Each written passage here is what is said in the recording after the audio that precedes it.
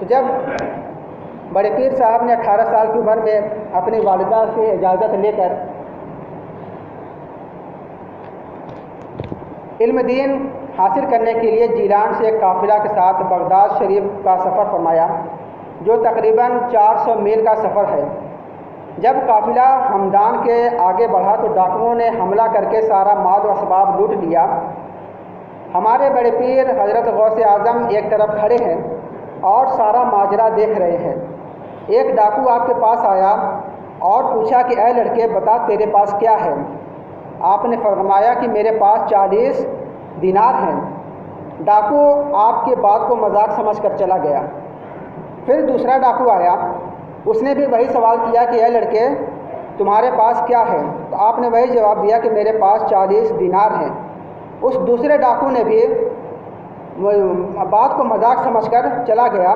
جب یہ دونوں ڈاکو سردار سے ملے اور سارا واقعہ بیان کیا تو سردار نے کہا کہ اس لڑکے کو ہمارے پاس لے آؤ۔ حضرت غوث اعظم کو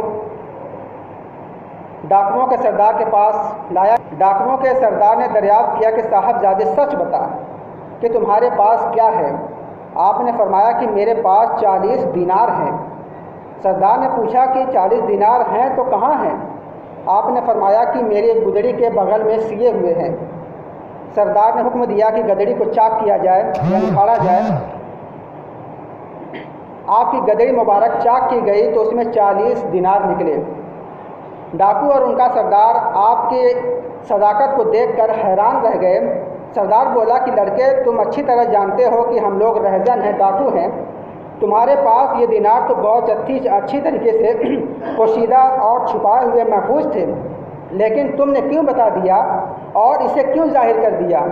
تو غوث اعظم نے مسکرا کر فرمایا کہ کیا میں جھوٹ بولتا؟ تم نے پوچھا اور میں نے سچ سچ بتا دیا۔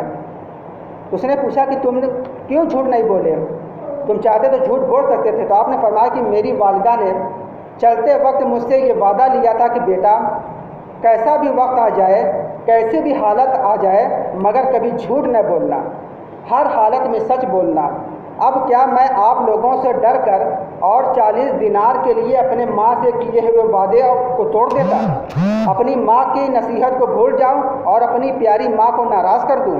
اے سردار سن لو، یہ دینار تو دے سکتا ہوں مگر ماں کی بات نہیں، خود تو لٹ سکتا ہوں مگر ماں کی وصیت و نصیحت کو نہیں لٹا سکتا۔ ماں کا حکم تھا ہر حال میں سچ بولنا، اسی لیے میں نے سچ سچ سب کچھ بتا دیا۔